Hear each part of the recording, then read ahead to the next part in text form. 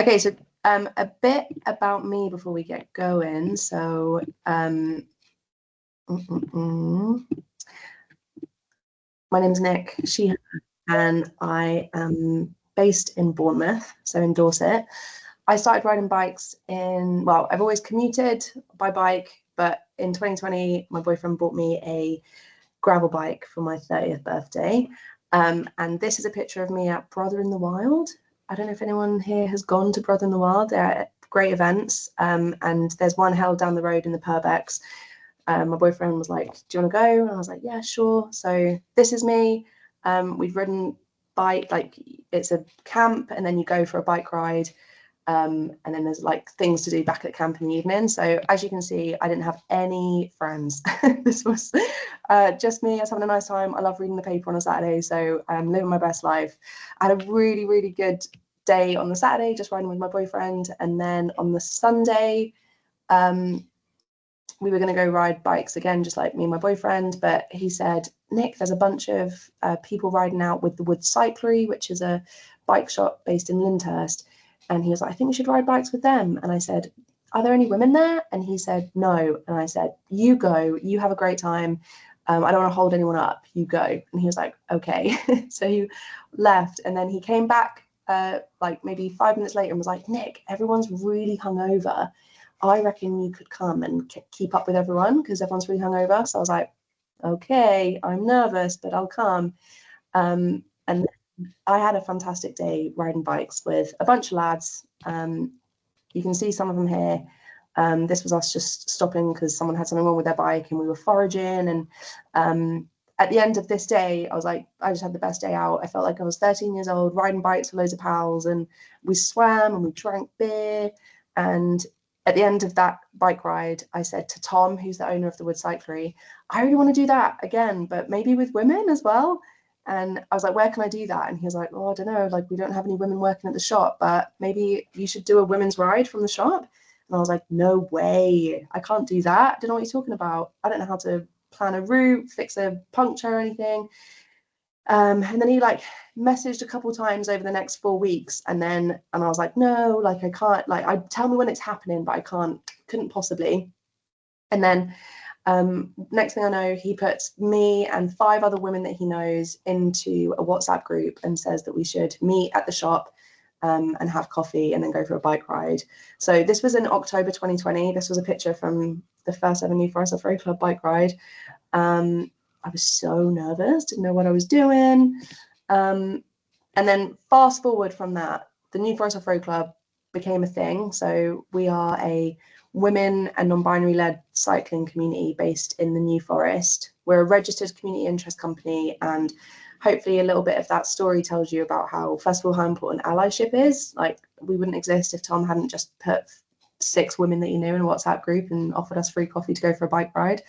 And then since then, we've through, I would say, the majority of the amount of storytelling and the impact we've been able to have, we've had a nice amount of, I guess, yeah, like impact in that. In 2021, we were Bikepacking.com's Community of the Year, which was cool. Cycling UK have spoken about the revolution that we've started through cycling. Bike Radar have spoken about how we might be the future of cycling clubs, and GCN even wrote a really cool article about how, well, they wrote an article about how to take the macho out of group rides, and the journalist behind it had loads of amazing ideas, which I hadn't even thought of. But yeah, so that's a bit of a background as to myself and the New Forest Off-Road Club and where we've come from. And a couple more details. So up until, well, I used to work for Lush Cosmetics and did for 14 years. I started as a Christmas temp and worked my way through the business. And in April 2024, I was working as a global retailer for Lush Cosmetics. My job was to help people sell soap in different countries around the world. So it's pretty great, and I loved it and would never have left. But New Forest Off-Road Club made me realize that I really like being grounded and being still, and I wanted a bit more of that in my life. And fast forward to now, and I've gone from working for an amazing company but working globally in soap to now, which is crazy. I'm the CEO of the New Forest Tourist Board, And I wanted to include that because if there's anyone on this call that is just doing what you because it's a hobby and you're like, it's just fun.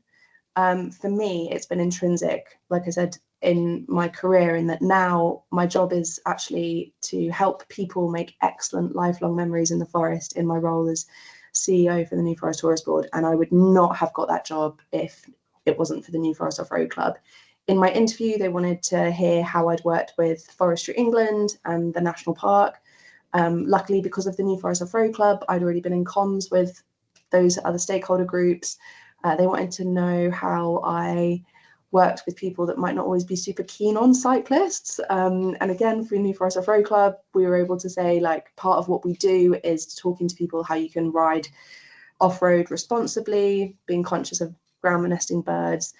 So yeah, I just think if there's anyone on this call that is at the moment doing whatever you're doing, it's because it's a hobby and an interest. I've found it significant in that now I've got what feels like a pretty dream job, only made possible because yeah, I was just bussing about riding bikes in the New Forest, and maybe taking it a bit more, like approaching it in a way that was a bit more professional. So bringing some structure to what I had in my professional life, but bringing it over to this cycling club, which is what this session is going to be about. Because you're all here because you want to hear about how the New Forest Off-Road Club tells our story. But before I show you our structure and what we do, I would love to hear from two people about how you currently approach storytelling for your community. I'm just going to stop sharing my screen for a second and come back here.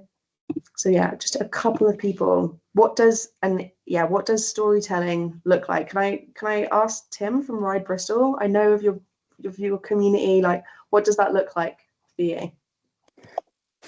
Yeah, I mean, we have Jamie Edwards, who works with Wide Open magazine, who does all our socials, and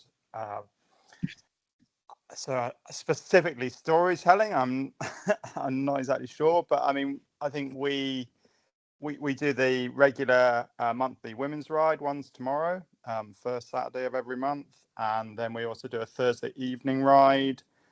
So we did a solstice ride, and that got 80 people. We had sort of hot dogs and stuff at the pub after.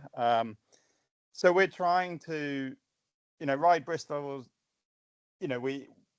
Our sort of catchphrase is dig, ride, donate. So we want to kind of build the trails, maintain the trails, and advocate for more trails. We want to get people out riding and build a really strong community.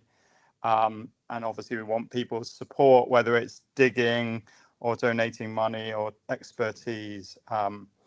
So those are the key. I don't know, that's our story. I don't know if I've answered that well, but that's what kind of we're about. And we're really trying to, broaden the audience that we have, the community, and reach more people, because mountain biking obviously is quite a narrow sort of section of society, quite male and quite, reasonably well off, inevitably. Okay, that's really helpful. Thanks, Tim. And really good that you've got that, like, dig, donate. What was it? Dig, donate, ride? Yeah, dig, ride, donate. I'm probably getting in the wrong order. Jamie will be going. But yeah, those three. Yeah. That sounds amazing. And yeah, because like you said, you've literally got someone who works for an agency or owns that agency doing your social media and things, right?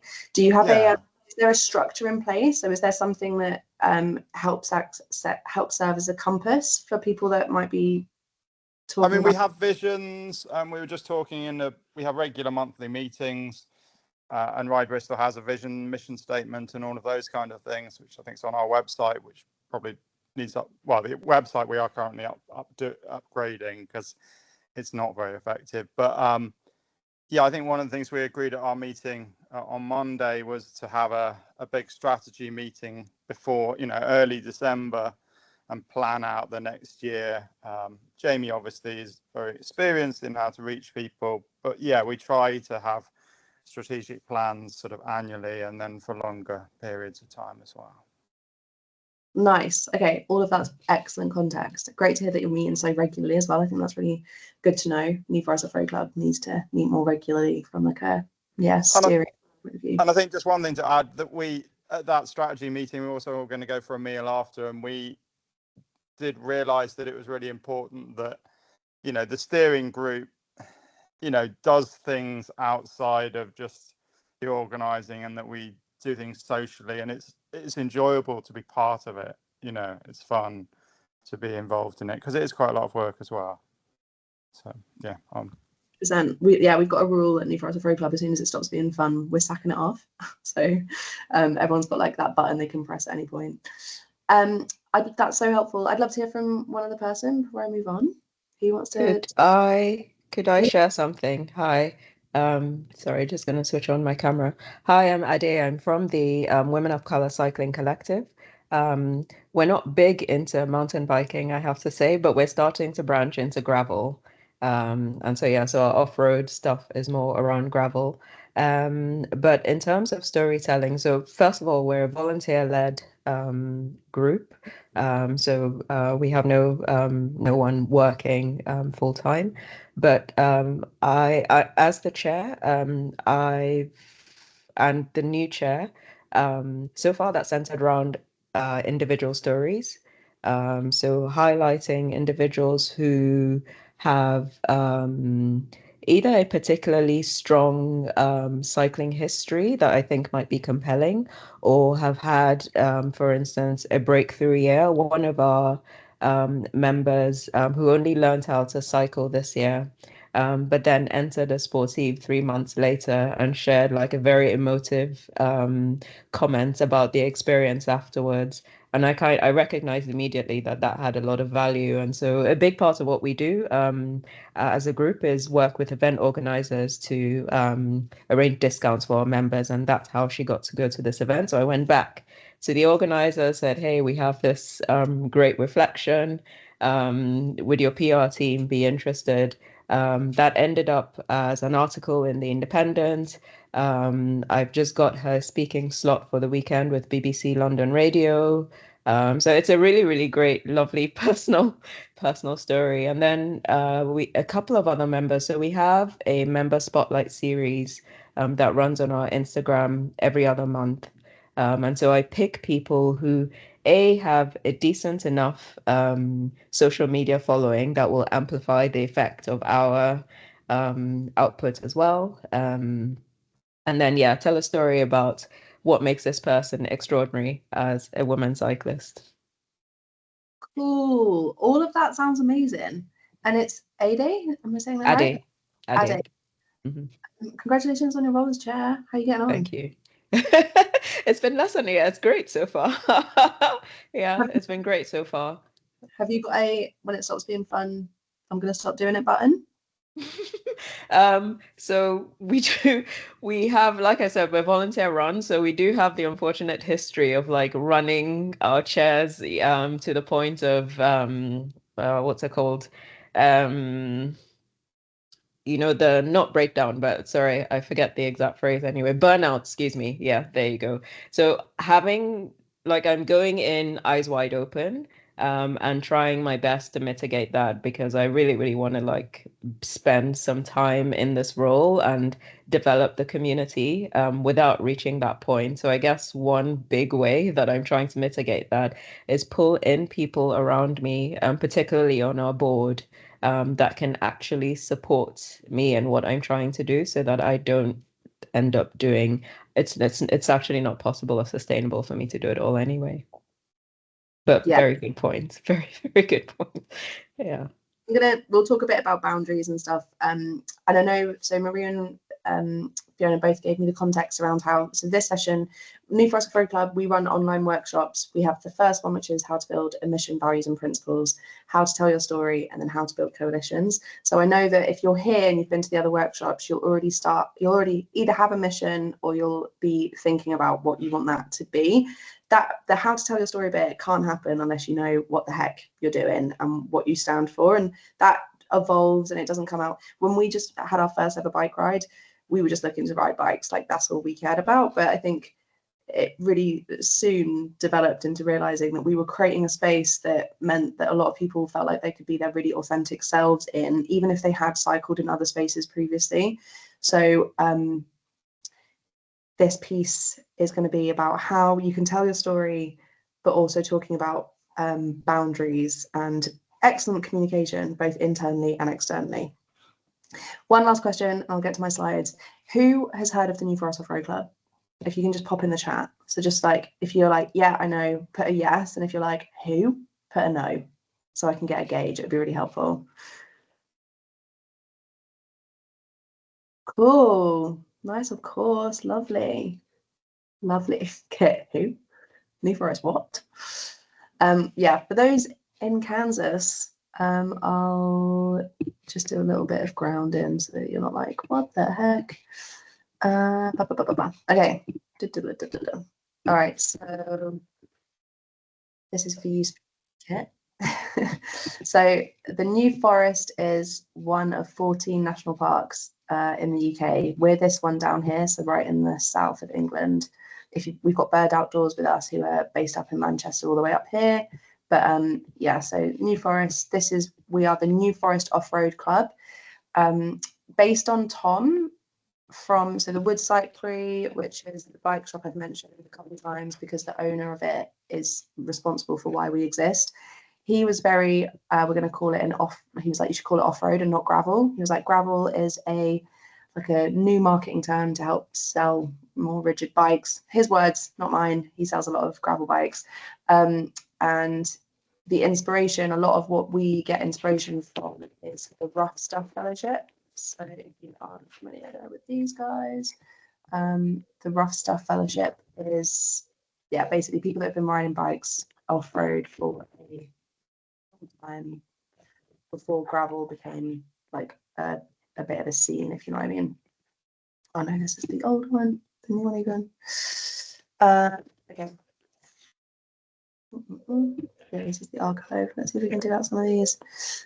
Yeah, so we're the New Forest Off-Road Club. We're not the New Forest Gravel Club. And yeah, we get a lot of our inspiration in terms of vibe from the Rough Stuff Fellowship, basically. They've been riding bikes, I think, since definitely the 50s, maybe the late 40s. But yeah, it's a real vibe. Definitely go check them out if you're not sure of this Instagram account. They also do beautiful published books. Okay, so at the end of this presentation, you're going to have the New Forest Off-Road Club communication strategy, because the slides that I'm about to go through with you now are our communication strategy. It is one of the same. This is as much of a reminder for me than it is to anyone else, because often my default, I'm really addicted to Instagram. So my default is to talk about Instagram quite a lot, but it's really important that what we build at the New Forest Off-Road Club is a culture and not an Instagram account. And it can get really easy to forget about that if you're chasing likes and follows, which we don't do. But yeah, it's like for us, it's a lot more important about what happens in real life and the culture of what we're building. And it's not just for Instagram. That's an important thing to remember. A little bit of housekeeping. I'm here to learn too. I don't have all the answers. I'm going to tell you what the New Forest Off-Road Club does, as opposed to saying like you should do these things. So take the inspiration as you see fit. My background is marketing and comms, and I'm going to do my level best to not use any jargon. So a lot of what I'm going to share is rooted in marketing and comms and branding and that kind of stuff, but I'm going to make it layman's and also just like hopefully more interesting, because I hate it when people use jargon about, you know, stuff generally. So if there's moments where you're like, this feels a bit too marketing-y, jargony, put a comment in the inbox or just say, yeah, we need more clarity. I'll touch base from time to time. If you want to take photos as you go and tag us, I'd be grateful. You get out what you put in. So if you want to ask questions, I'm going to pause and we'll have a conversation. But also, if you just want to have me on the background, that's absolutely fine. And I'm going to ask you at the end what's been the most beneficial part of the session. So as we move through it, if there's a bit where you're like, that felt particularly impactful, please let me know. As I said, you're going to have these slides. So there'll be some where I'm going to let the detail be in your inbox and you can have a little bit more of a look at it later. But in essence, we are a women and non-binary led cycling community based in the New Forest. We build community and confidence on two wheels by facilitating group rides, mechanic classes, and online workshops. we believe women should get compensated for their labour and that the patriarchy doesn't serve anyone. I'm a middle-class white woman, so as such, I have privileges that give me unearned power and will inevitably impact my perspective, my limitations, and my delivery. So yeah, give me a heads up. I'll take full responsibility for any of that. In the How to Build Community session that we run, one of the things we do is ask everyone to list all of the things people have to have access to before they come on a ride. And I think it's a really helpful activity to do because it just helps you understand where people have got to meet you if they even want to get on a bike ride, which I think's we can tell the story and make what we're doing look like something that hopefully people are motivated to come and be part of. But ultimately, they're probably going to have internet to know that we exist. They're going to need to have access to a bike. They're going to need to have access to free time. They're going to need money to buy snacks. So it's a big old long list. And I think if you're part of a steering group, just to facilitate a small discussion or a workshop where you as a group can really understand what it takes to get people involved in what you're building. 2 QR codes here for a little bit of further exploration. This session, we're not going to go into the minutiae of our principles, but if you scan that QR code on the left, it will take you to the page on our website where we have all of our principles listed. And we have a brand book, which is our visual identity. And if you scan that QR code on the right, it will take you to that. It's a post on LinkedIn from maybe 3 years ago now. And again, this is a communications workshop about how to tell a story. It's not a branding workshop. That exists too, where we help people use visual identities to reflect the vibe of what it is that they're building. I love visual IDs and branding as much as comms, really. So definitely go and check out our brand book. It's really good. And I think gives you an indication of how, if you wanted to bring some more aesthetics to what it is that you're doing, it's a good one to check out. Okay, it's 2025. If you are talking about anything to do with social media, you have to either read this book, buy the book, and then lend it to the people that are involved in what you're building. But it's doesn't matter how resilient a mental health that you have, we all understand that the algorithm is toxic and is designed to make us stay on our phone as much as physically possible. So this is a really excellent book. It's not new. I think it's been around for at least 6 or 7 years, but it's got some great tips in there about how you can set boundaries, switch off. This also did another book following this, talk all about how to have more fun and play, which is like the next step if you've just broken up with your phone, which is very good. Big recommend. Okay, so as I said, this is our working communication strategy, and we have a couple people who work specifically on comms. So we've got a wider team, but this is something that we have literally linked into the communication strategy to help with boundaries. So again, in a volunteer capacity, I personally wouldn't want to be working with anyone or ask them to do anything if we hadn't had a conversation around boundaries to begin with. So this is Meredith's. Meredith's background is also in comms, which is really helpful. She works for the Food Bank Trussell Trust, if anyone's familiar. And we also have a page on how to restore. So I'm not going to talk about Meredith's because they're not mine, but I can talk about mine. So this comes from a place of New Forest Off-Road Club it's not my main job. I do earn money from it when we have guiding opportunities and opportunities where we get to run workshops and charge for things, but inherently it's not my main job. So as a result, I get to do it only when I want to and never because I have to.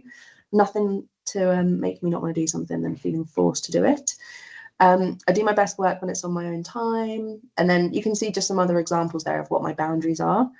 So if you don't already have this in your community or your steering group, make it the next thing that you do when you bring everyone together.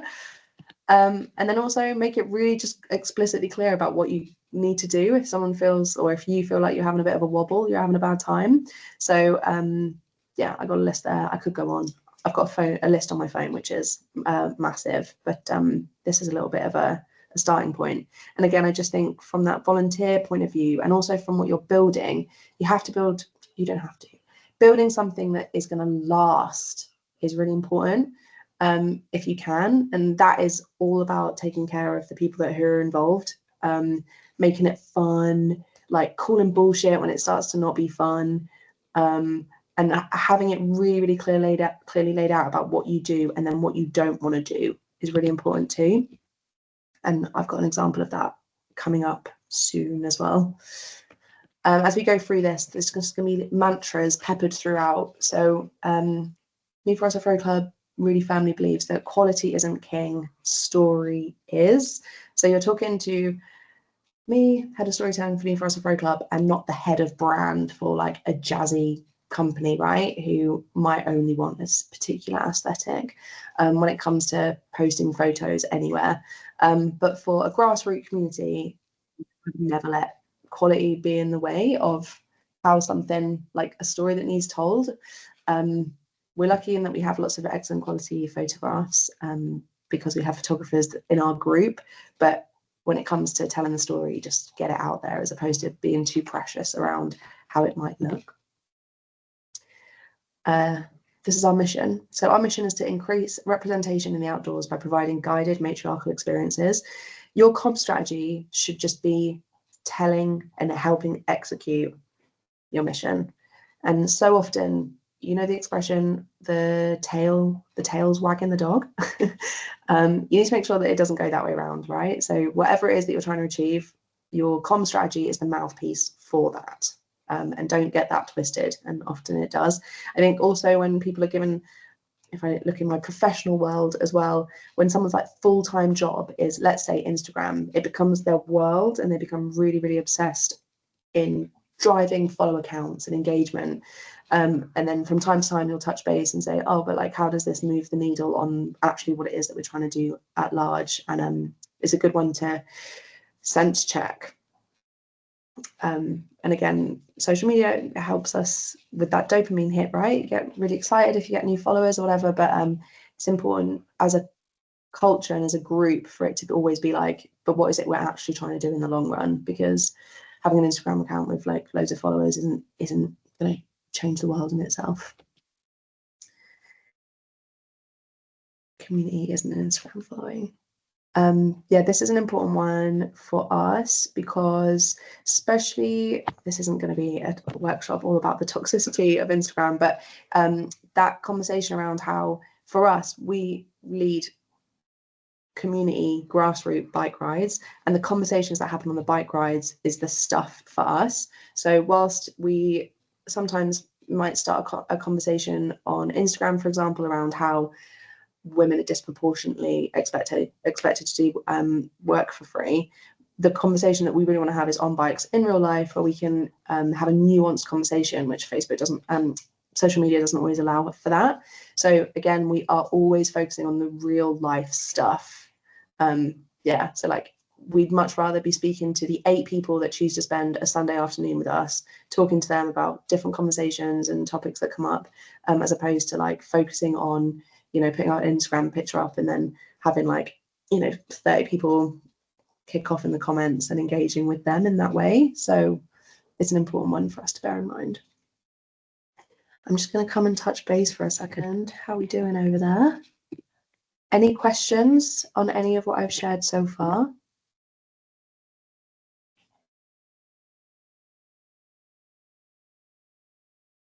Hey Nick, I have a question actually.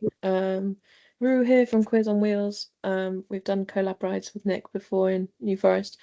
My question is kind of a bit about so it's not all about getting engagement on Instagram, but by trying to build, like actively build more community, how do you balance that kind of like, yes, it's more important the conversations you have on the ride and the vibe of the ride and everyone's experience, but how do you balance that with getting the people you want involved? Is it mainly then word of mouth, or how are you balancing that? Yeah. Perfect. It's almost like that was an excellent segue, Rue. So what I'll do now is I'm going to move into the structure of New Forest Off-Road Club, right? And how we tell our story. But before we do that, because so many of you said that you're familiar with us, so when I say us, I mean New Forest Off-Road Club, I want you to write some words in the chat box about how you feel when you see New Forest Off-Road Club content. So a couple of words, like either a word or a couple of sentences or whatever comes to mind. So when you engage with anything to do with the New Forest Off-Road Club, maybe you get our newsletter, maybe you check out our website from time to time, maybe you see us on Instagram, please tell me, throw some words out there. Curated and considered, inclusive and having fun, but it's more than just bikes. Excited like an old friend sending you a postcard. Unpressured. Lovely. All right. Cool. That's a good start. So what I'm going to do now is going to now move into the structure of what we do, which is like the why behind how we show up. So hopefully, Rue, that's going to give you a bit more of an idea. So first of all, and also Rue, just tell us now, just unmute again and just share with people what you do and like tell us more about your involvement with Queers on Wheels. Sure. I'm actually now the chair of Queers on Wheels. I know, it's new, it's very new, it's very exciting. I have been running a project since April to get more Flinter people, which is anyone who identifies as female, lesbian, intersex, I'm going to spell it wrong, non-binary, trans, agender, and anyone who's like gender non-conforming, to get on their bikes and have a safe space to be in like a properly queer environment rather than a very male dominated space. Even for queer people, it's still very male dominated. So I'm running a program to try and get people just riding and trying different types of cycling, including some gravel, including some track, to see what they enjoy and find new friends and communities there. Nice. Big job. Congratulations on being a chair, Rue. And I can absolutely see, yeah, I mean, that's a huge job. And you're like, how do we get people to hear about this and obviously there are so many people. In fact, I have a friend, I live in Bournemouth, and I had a friend say to me just on Monday night, Nick, it is not queer enough in Bournemouth. I've got 2 more years of Bournemouth in me and then I'm out of here because there's not enough queers. Yeah. So I had to find some, like a group. I know obviously you're in London town, so that's not the same, but for like that connection is obviously life-changing for people, right? People make literal decisions about where they're going to live, how long they hang out there, all based on that, whether they can find people that they connect with. So huge job, Rue. Don't let us down. Let's go. So, all right. So let me just share my screen again. All right. So we were just here, community isn't Instagram following. So we're now going to move into this very light structure of a communication strategy. So who has heard of content pillars before?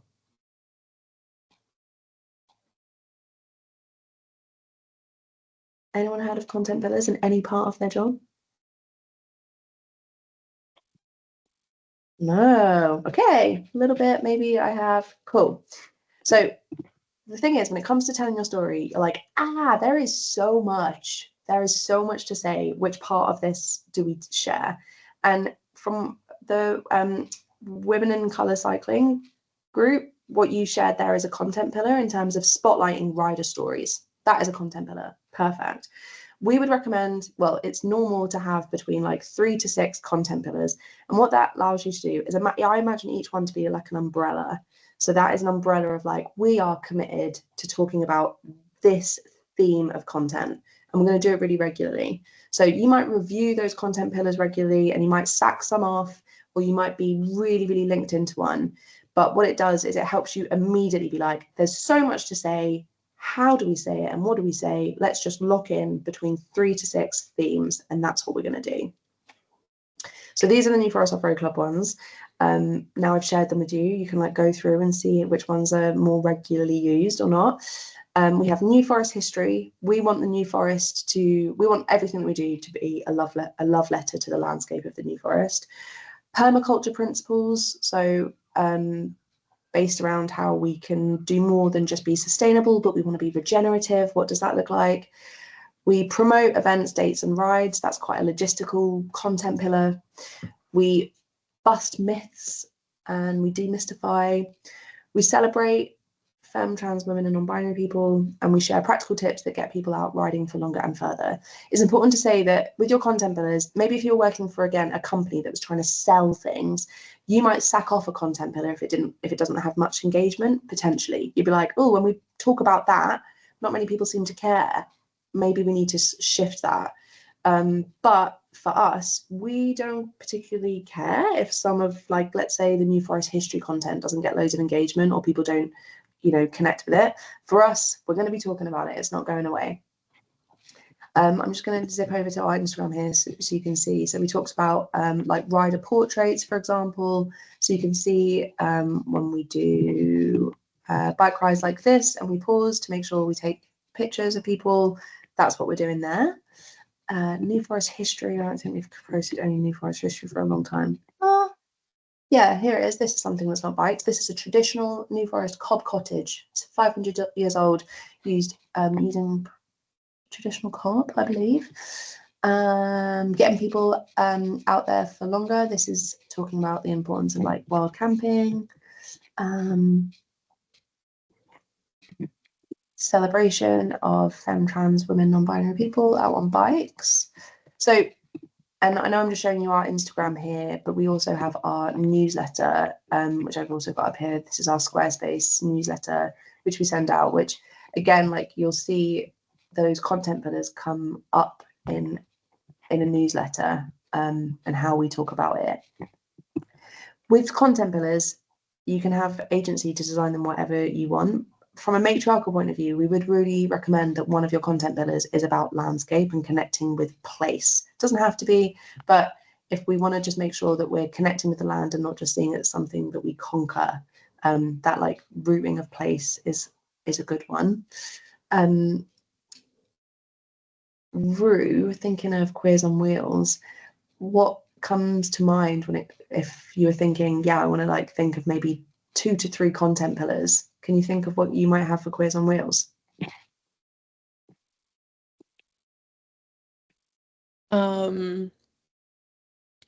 We definitely, there's been discussion about doing a rider profile, like portraits a lot more, because we don't really do that. And I just had a thought that we should do on snacks, because it's the how to get people riding longer and further. Snacks is the answer. I think also, I think there's something about people's experience on bikes and what got them into cycling, that I want to do something around. But yeah, definitely I've been writing down a lot of notes for thinking points. Nice. Yeah, I mean, already that sounds great. Who here, this isn't a workshop about how to use ChatGPT, and I appreciate there's not enough time to discuss this here, but does anyone here use ChatGPT a lot in their role or what they do? Okay, so I would say if you are stuck for ideas, like asking ChatGPT what 3 to 6 content pillars they might come up with for your cycling club would be really, really helpful. It'll come up with some excellent ideas. It's all about prompts with ChatGPT and being as specific as possible. And yeah, shortly I'll give you an example of how you can use it. I'm gonna just also show you how, I know I've talked about what our content pillars are. And remember this communication strategy deck that I'm showing you, all of our volunteers that have anything to do with any of our comms all have access to this. So you can see here, this is our content pillars, and then here are how our content pillars translate. So rider portraits, we do reels of group rides. Sometimes we do posts around like, let's not get it twisted, like this is the fact. We do frequently asked answers to frequently asked questions. We post about our values. We haven't done anything about book club for a while. That needs to be updated. Podcast to wash your bike to, Follow Friday, allies. So this is just how some of our content feeds into those umbrellas, for example, which again, helps people go from, oh my God, we have so much to talk about, how do we talk about it, to just bringing a little bit more of a rhythm to how you show up. We also define how we want people to feel when they engage with us. So yeah, I mean, this list can go on and on, but for us, it's pretty simple. We want people to feel excited to join us on a ride. We want them to feel happy and uplifted. We want people to feel represented and seen, and we want to help people be eager to visit the New Forest. That uplifted and happy piece is really important for us as well. We're predominantly women, well, we're women-led, and the majority of people that come on our bike rides are women. And I think if you're in any spaces where that's the case, you know that it'll take no time at all for, you know, like you're just chatting and 1 minute you're talking about, like, I don't know, snacks and maybe kids at school. The next thing you know, that having a conversation about how someone's had to escape from maybe an abusive partner, for example, and it can get like pretty heavy pretty soon. So for us, what we build both in real life and online is really important for us to keep it uplifted, and that's difficult sometimes, especially from the standpoint of being a political bike club. We stand up and we talk about things that we feel strongly about, but when there's awful atrocities going on in the world and how we participate in those conversations, for us, we absolutely always want to make sure that we always have a solution, and we want something to be something that people can feel proactive and motivated to participate in, as opposed to just it being something else that people have to look at or engage with and be like, that's really bleak. So this is, again, our commitment to how we show up and how we talk about things, and it always has to be uplifting.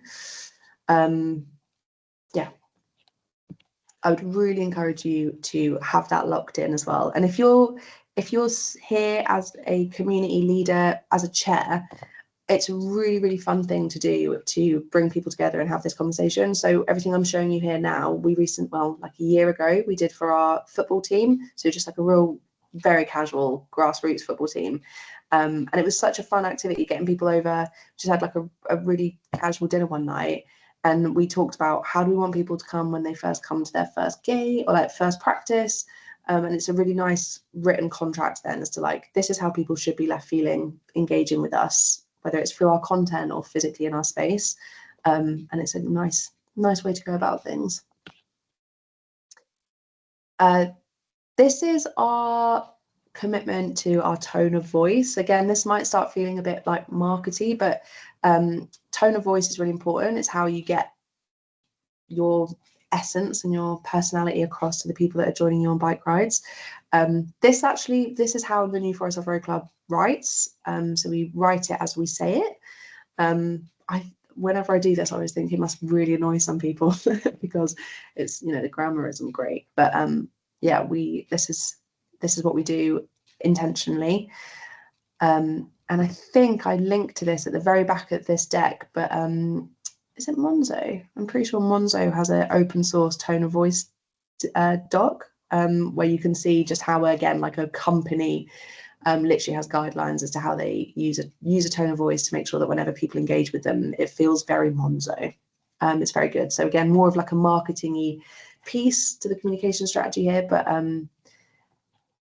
this is how you can bring a lot of consistency to the way you talk and show up as well. If you've got a blend of different volunteers and you're like, oh, we actually don't want us to all have we don't want to have a unified New Forest Off-Road Club tone of voice, we want it to be blended, that's completely fine too.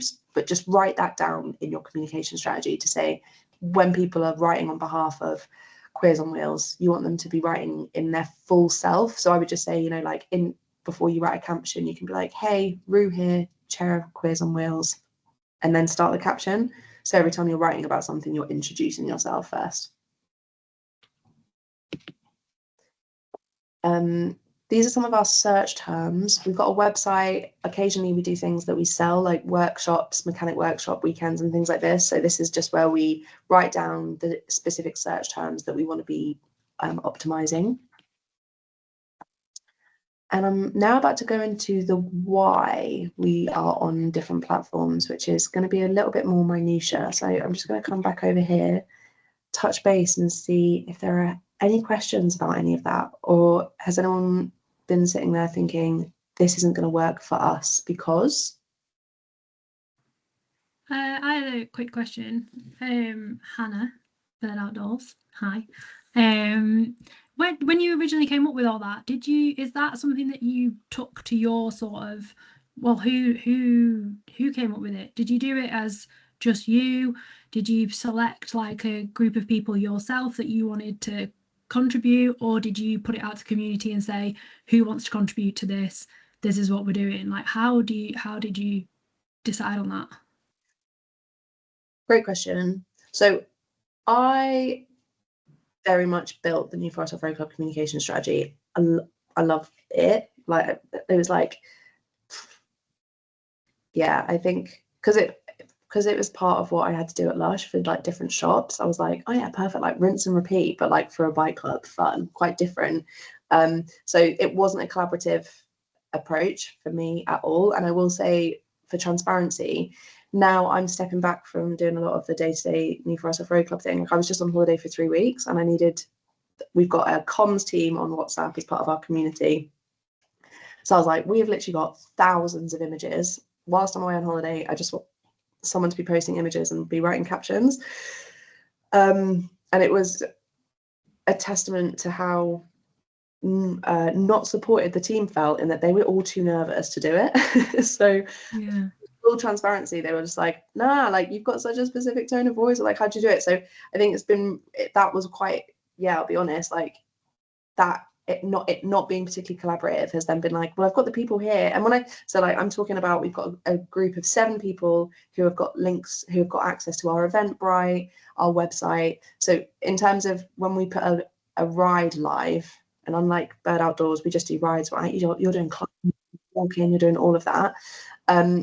We have a group of people where it's like, oh, meeting place needs to change. So now we've got people that can do the admin, whereas before I was the real block there because people had to do it, because I had to do it. But yeah, so in answer to your question, Hannah, I sat down and was like, this is what the New Forest Off Road Club communication strategy is. As someone who has a background in comms, that piece that I said there about with the football team, I think that's the larger piece where it's like, what you might want your ride leaders, or anyone who's putting on events in Bird Outdoors, for you to sit down together and be like, can we just make it a commitment as to what this should look and feel like, even if you're bringing your own identity to it.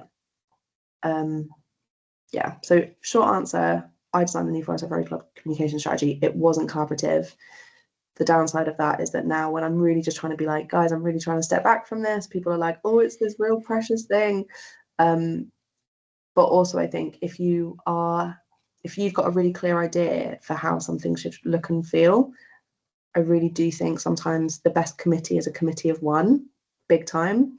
I say that a lot. And I feel like if you can collaborate and bring ideas in from lots of people, but then there's a decision maker who can be like, and now we're doing this.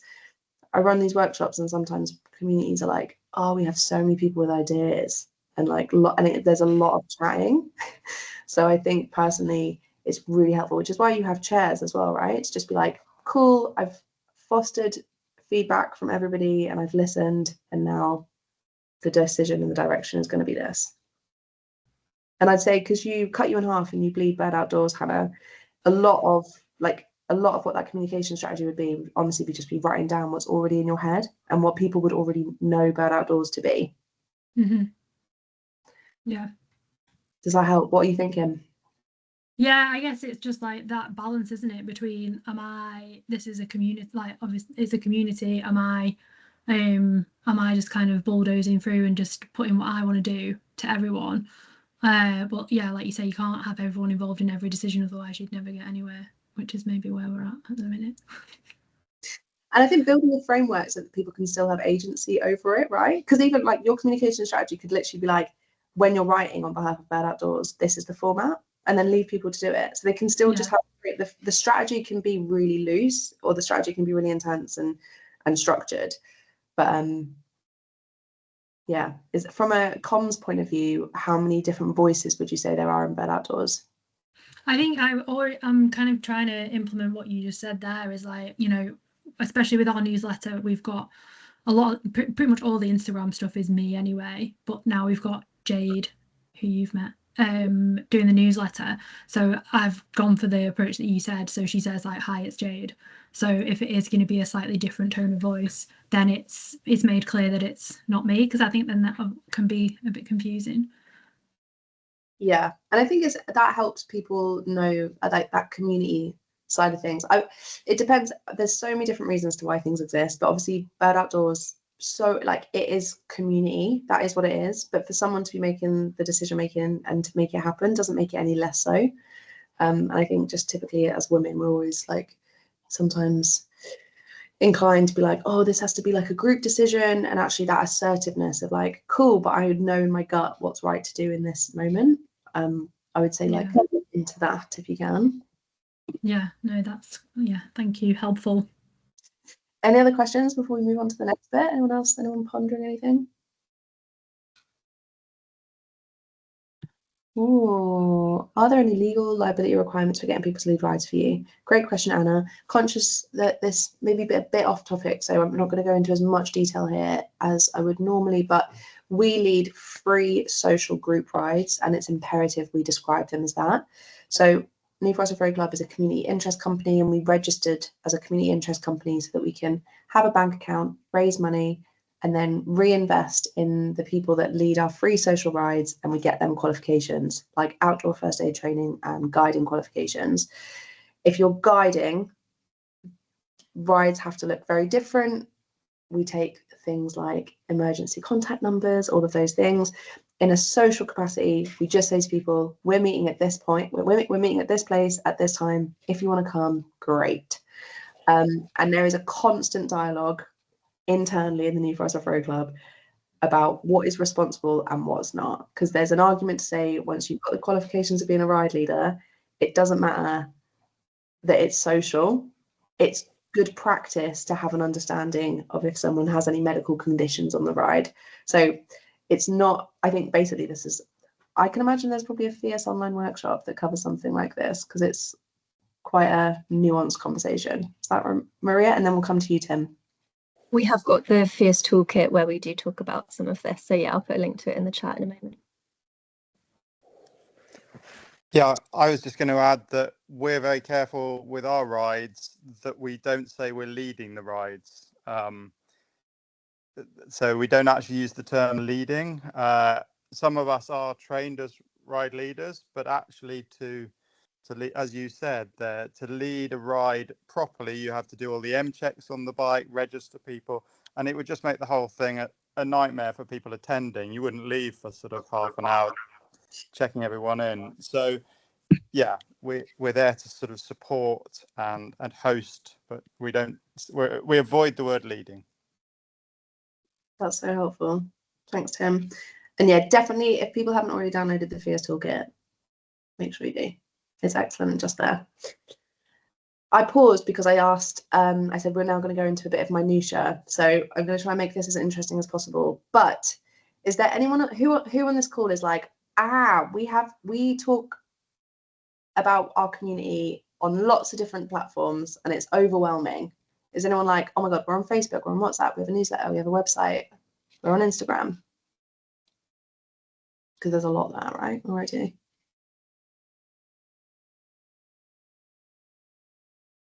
Yeah, there is a lot.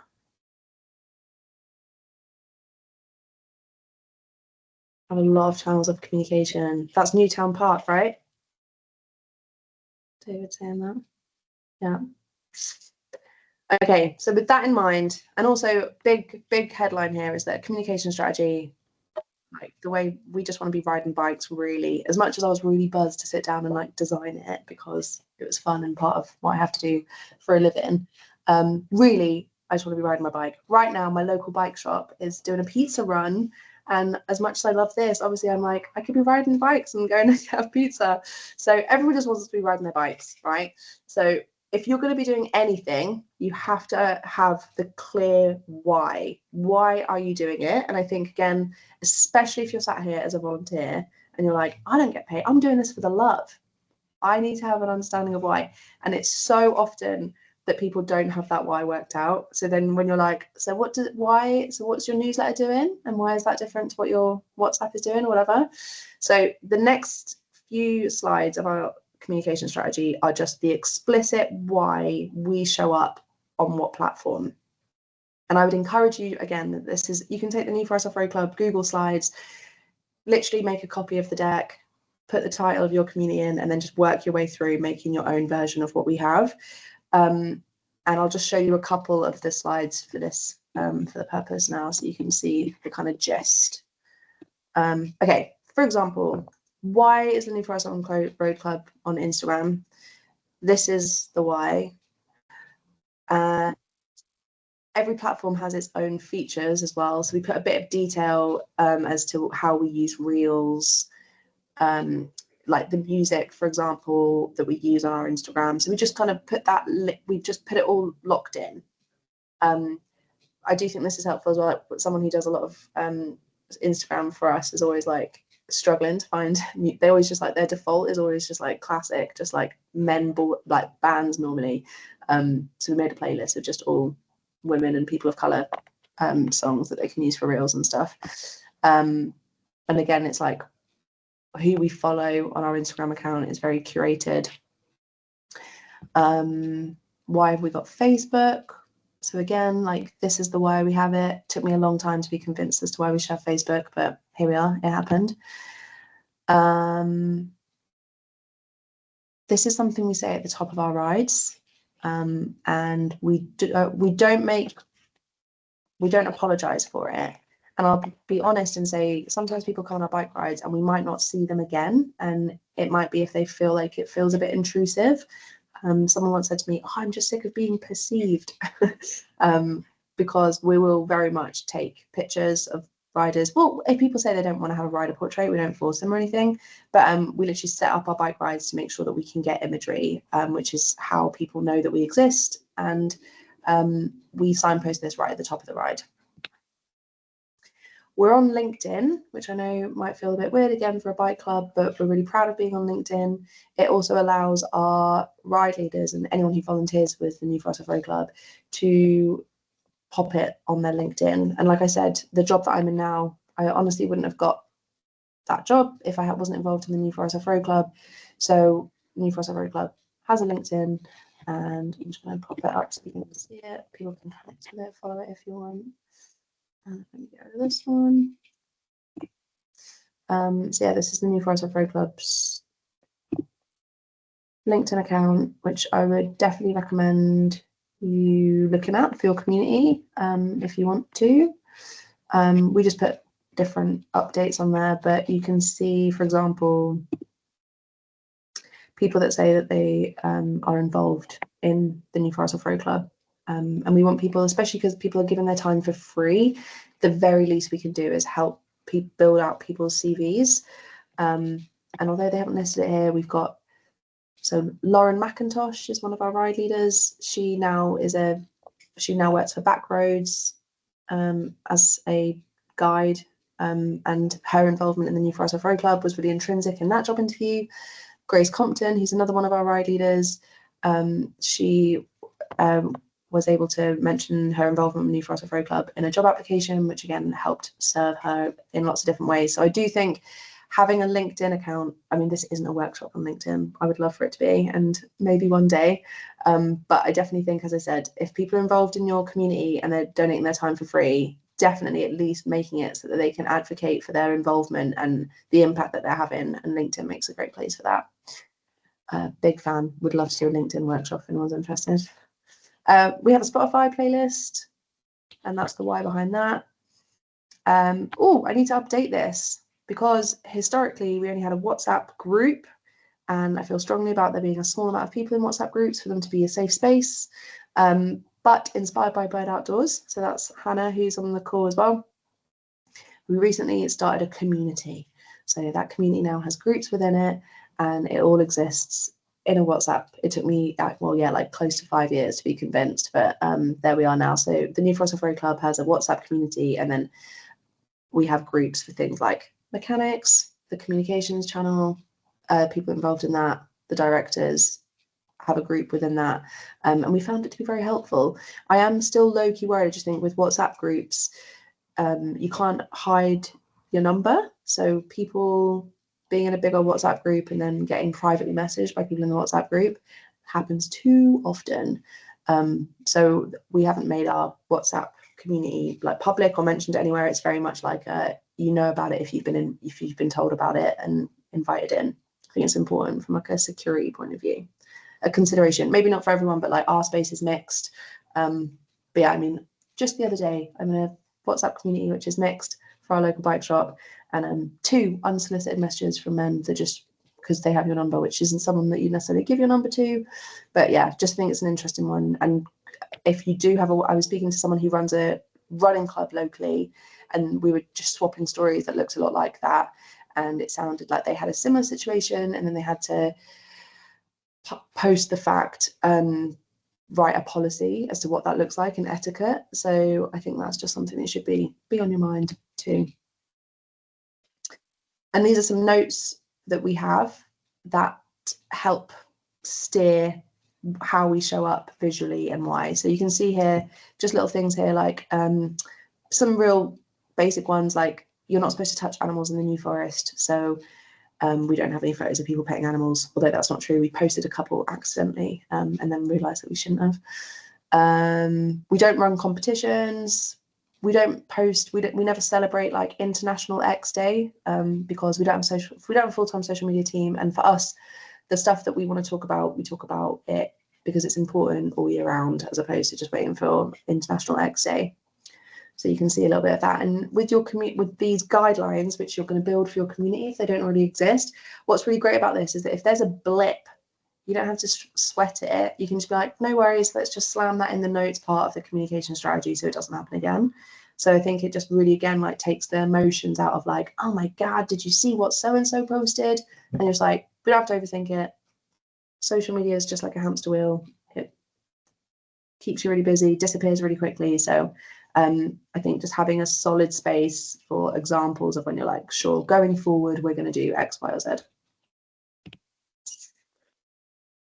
We put our hashtags here, again, just helpful for them to all be somewhere centrally where we write them down. We actually don't use hashtags a lot in practice. Again, this is more like an Instagram thing and I don't want to go too deep into it, but if you did want to use groups of hashtags, and for the love of God, if you do use hashtags, you know you can auto correct your phone, so it just types them out automatically. I think I can actually, you know how, yeah. So instead of having to write all these out every single time, you can just write, let's say, hashtag bike life, and then it will auto populate all of the other ones. So I'm sure you're already doing that, but just in case you do want to be just writing big old hashtag groups, make sure that your phone's auto correcting so you don't have to type it out every single time.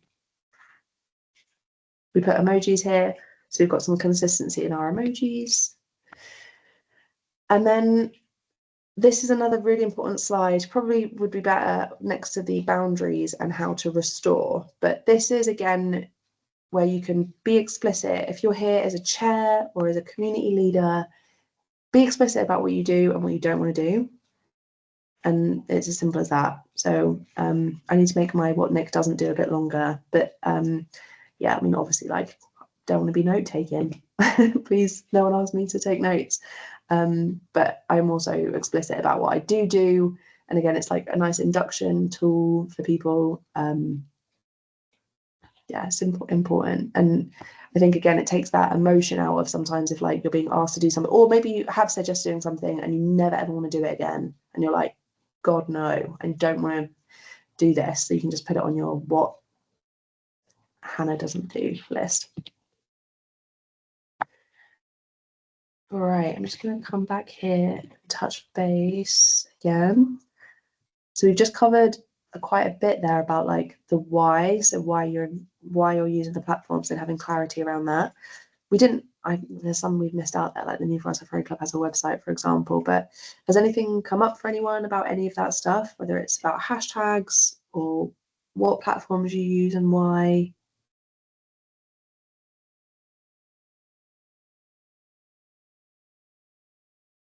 Yeah, I was just gonna say at Women-Led Cycling, we, along with putting information about the rides and everything on Instagram, we use Discord, which I know is traditionally kind of like how people would chat through gaming, but I guess it's being used just as a way to kind of organize different discussions. But so we'll have a private channel for the ride leaders. And then we also have a bunch of other channels for like gear advice or gear swap, field trips, different categories. And then it's a way that you can kind of easily choose to engage, and you're not just getting, you know, tons of notifications in one giant group chat, but just a way to kind of be a bit more organized. And then we'll occasionally kind of push out on our Instagram, hey, join this Discord if you want to stay a little bit more involved in the community discussion outside of rides. I love that. That sounds great. Who else uses Discord? We have one. We used to use it before, and then moved to WhatsApp because we didn't have that great engagement wasn't great on Discord, and it's better on WhatsApp for us. Although I do have in mind that WhatsApp has a capacity limit in terms of members, and so at some point we may have to go back onto Discord. Yeah, it's such an annoying thing, isn't it? Like managing communities digitally. Like I just don't think anything's perfect yet. And it's like each one has its own challenges. And even just culturally, I know I was working with Swift Industries this summer, and I know so we were doing things in the UK and in Europe and then over in America, and like loads of people in America were like, I'm not touching WhatsApp, the barge pole. And it was a real good example of like the divide of how like just culturally what people use. Good to hear that it works for Newtown Park, David. And can I just hear a bit more about your motivation as well? Because like Kit said, it's got typically like a gamer's background, but also I guess it's got more of a reputation for being not owned by Mark Zuckerberg, right?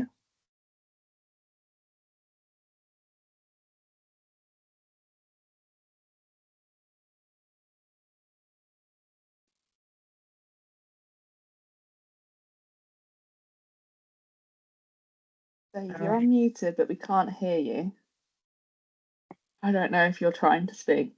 I'm also from Newtown Park. I sort of do the Trails Nails sort of rides. And I'd say the Discord works quite well because we try not to have too much tech chat on the WhatsApp. But then putting those boundaries in place tends to be quite a challenge if you're letting people have sort of general conversations. And then when it gets too deep, it's sort of like, no, please stop now. Not everyone needs to know the ins and outs of X, Y, Z. So it's quite good for sort of pointing people away to something else. Yeah, that's helpful. And is that because Ella mixed as well, right? Newtown Park? Mixed. Yeah. There's characters in WhatsApp that you see. I don't know if is this working now? Yeah, we can hear you now. Okay, I don't know why that wasn't working, but you summed it up perfectly anyway, Ella. It's all good. But yeah, there's some funny characters, and there's a lot of people who don't want to there's a lot of people who don't want the Zuckerberg things, and then we've had a lot of people being like, well, I don't want another thing, like don't make me have another app like Discord and stuff, which is quite hard. But we have found it so good for like people are buying and selling parts, people are giving like really good advice, people are organizing their own rides. We can kind of do better comms based on like specific rides as well, but it's trying to keep people to maybe you should be using the Discord because it like instead of getting 100 notifications at the end of a day, you can pick and choose what channels you want to hear, which is I find a lot better. But yeah, trying to get people onto it is a bit tougher. Yeah, I think that's really helpful. What you're saying there about the not wanting another platform, that's always my blocker. Like I've been in some of the biggest like excellent communities like Steezy back in 2020. So that was like when I first started getting into bikes.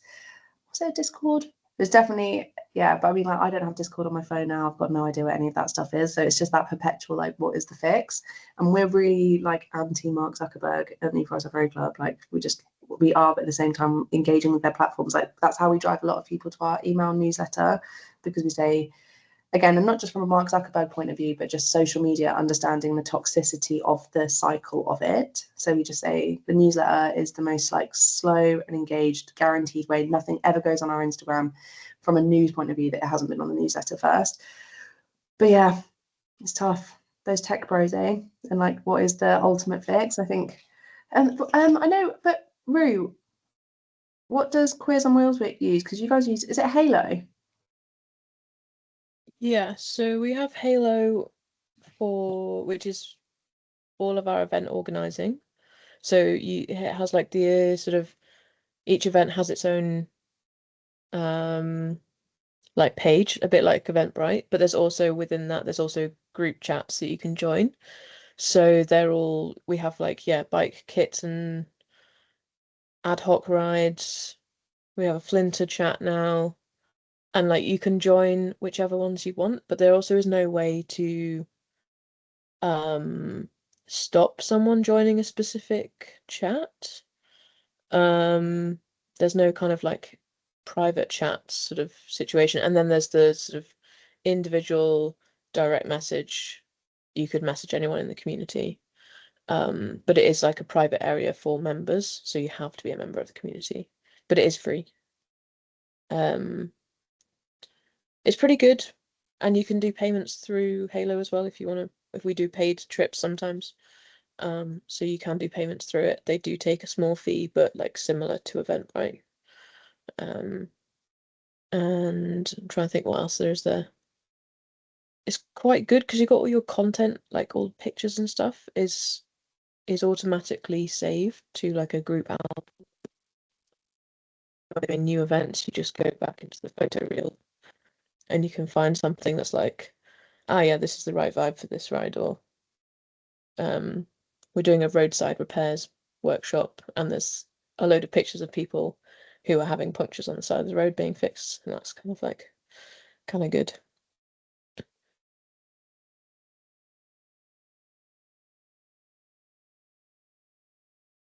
We can't hear you, Nick. Sorry, I'm back in the room. Who here hasn't heard of Halo before? Nice, definitely go check it out. It's very good. I think it looks great actually, even though I don't ride for Queers on Wheels, it's and really user friendly. I think it's a good one to check out. Where were we? Okay, we're on the home straight, and we've got we'll have 20 minutes of questions at the end. I just want to share a couple of things. So for the content pillar piece, for anyone that's like, I just don't know what that would be for us at all, I just want to show you how you can use ChatGPT. This is our work one, so we pay for it, but you can see what the prompt is here. So I'm literally just saying, hey, I'm the head of storytelling for the New Forest Rowing Club. I need 5 content pillars. We're women-led, and our mission is to increase representation by providing guided matriarchal experiences. And then I'm really pleased I've done this because I feel like ours are going to get a good old refresh after this. So you can see that I'm being suggested some content pillars, and each one better than the last: representation and belonging, guided matriarch adventures. So like really gorgeous, like big content pillar header, but then also exactly how the content would come into fruition. So things like meet the ride leader profiles, post demystifying off-road riding in the New Forest, routes kit, what to expect, connection to place, deepening our bond with the New Forest. Just incredible, like so good. So if you're feeling stuck, or you're just, maybe you've got your content pillars but you don't know what that would look like in content, so you can get some ideas. Yeah, very good. Okay, these are some questions again, so that our volunteers and anyone involved with anything that we're doing can ask themselves before they hit post. So just things like really obvious ones like, does this post fit with our content pillars? Does it add value? So again, I said it before about social media specifically being like a hamster wheel. It keeps you busy, but often it doesn't get you anywhere. And again, it might be that you've got someone in your community that's just really stoked. They just love the game of Instagram and they're just happy to crack on. But if we are all here because we want to ride our bikes more and we want to actually do the stuff, making sure that it's like actually adding value is really important, for us anyway. Is it solutions focused? So sometimes it's really easy to get really annoyed about things. Fun fact, I mean, with the New Forest Rowing Club, we've been going for since 2020. Feel like we've got a really strong culture around what we do. We held a bike ride recently, and someone had a mechanical. It happens, right? And then we literally had just that like trademark example of someone who insisted on helping someone who didn't want any help with a mechanical. So it'd be really, and like I literally like I wasn't there, but I heard the story and I was like, come on, like give me a break. Like, how are we here? So it'd be really, really easy to just be like annoyed about that, right? And just to be like, ugh, eye roll, and then just like maybe go on a bit of a rant as to how annoying that is and whatever. But since the start, we've always tried to be really solutions focused. So this is a good example of, we did an Instagram post. This needs to be a blog post.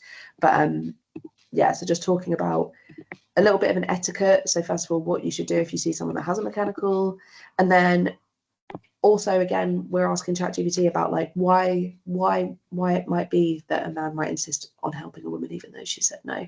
So just like always trying to make it so it's like we're trying to help.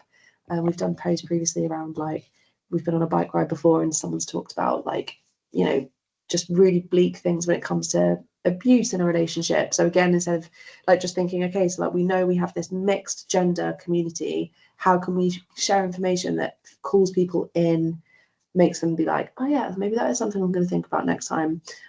So these are very much new for us off Road Club questions, but for us, something being solutions focused is really important. Is this something we can reshare in the future? So again, is it something that we're going to be able to like come back to because it's going to be relevant in 5 years as much as it is now? Important about punching up, not down. How will this make people feel? So again, that's sometimes hard when we're just like, yeah, we're just like maybe annoyed about something. It's like, is this going to make someone feel excited about coming on a ride? Because that ultimately is what we're supposed to be doing with all of our comms. We've got some top tips for actually how you capture all this content. And I would say we're really fortunate, like we've got a very media rich website, newsletter, all of those things. And that's because we have a good number of people who take photos for us. Definitely identifying who those people are in your community early doors would be really helpful. And we've been approached by students from the local university. We're like bookmarked. We've got Bournemouth and Southampton universities, and they've been in touch with students that are just like, can we come on one of your rides to take photos and stuff? So don't underestimate getting in touch with your local community, like universities and colleges, if you're maybe lacking some of that really good quality imagery. And just don't underestimate it when it comes to having the photos. We've truly got thousands, too many images, if anything now, over the last 5 years. And the imagery and the personality of your bike rides or your climbing group or whatever you're doing is all going to be linked to the photos that you've chosen to share. So just don't underestimate the value of them. Put them in a Google folder, wheel them out often, use them on posters, the whole shebang. Here's a list of group ride top tips. We've been sharing some of these on Instagram already, but like I've already said about the signposting at the top of the rides, that we are going to take photos. We tell people we're going to do it. I'm sure people have not come to any further rides because they didn't like it, but for us, we know that it's more important to capture what we're doing than it is necessarily, well, we try and do it diplomatically, I would say.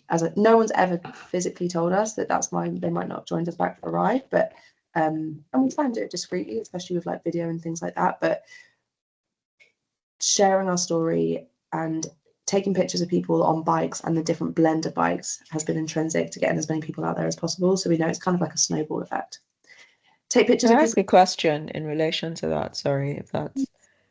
Thank you. Do you offer people outs if people would rather not appear on camera? Is that an option that you offer? Yeah, 100%. And we'll always say that. Honestly, in 5 years, I just don't know if anyone has ever said no. And I think that's because people feel like they can't. And I'd like to think it's not just me. Like, we've got very diplomatic people in our circle who are taking the photos that will ask the question. So just we 100%. It's like, and sometimes maybe with rider portraits, like, and we always time them. So like, we've had a pit stop, we're doing snacking, we're like, cool, we're going to take some rider portraits now. Maybe there's a couple we're like, oh no, I don't want to, and we're like, that's absolutely fine. So yeah, but I do worry that, you know, when just sometimes you feel bad for saying no. Yeah. And we're pretty approachable. So I don't know, it's a difficult one. Balance it for sure. But I think we explain to people about why we do it, and that is because, and the thing is, we just say like, you're here because you've seen photos of what we do. So we're just like, we want to share that more. Take pictures of people's faces, not their bums. Very rarely will you see pictures of us from behind, and that's in the New Forest. There's loads of gates, which really helps us with that. So when we've moved through a gate, someone will go ahead ready to take photos from ahead. But if you're doing a regular route, or you know you can get ahead and do something like that, just plan it into how you work. Plan a photo stop, have your phone somewhere handy. Is helpful. I wear shorts on my bike that I've very intentionally got somewhere for me to put my phone. Assign a photographer if you can, and we always, if we can, if it makes sense to, share the album of images that have been taken with the people that have come on the bike rides, so that they can share them in their own capacity as well. So yeah, they can share it on their own social media channels, and we'll often be like, this is a new WhatsApp profile picture, or like, this is definitely something that you can put on your own Instagram. So we love it that it helps people make memories in the forest, and it also means that they're telling their own communities that they've been on a bike ride, and maybe they'll bring their friends next time too. This is just a bit of a practical thing. So we design all our social media posts and stuff on Canva, and not just social media, but just like everything. So that list is just so that people know like what sizes of things to use. So yeah, a bit dull, but that's there. We have a Zuckerberg free way to keep in touch, which is our website and our newsletter. It's difficult though, isn't it? Because it's like we talk about Zuckerberg free, but then also like so many of the digital platforms are owned by problematic people. So that's hard. And the last thing to go into is our more of, less of doc. So, and then we're going to see if there's any questions or just discussion generally.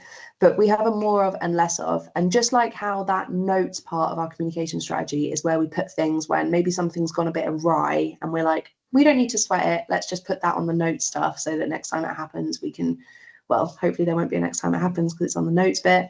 And the same with more of and our less of doc. This is great. Does anyone use more of, less of in their professional worlds? I'm coming back here to have a look if anyone does this. Anyone else use more of, less of in their professional worlds? Anyone? No? It's literally my favorite feedback tool. I love it. It's so good. I just think what I love about more of and less of is that it doesn't mean only this, only do this, and stop doing this, none of this. It's just more of or less of.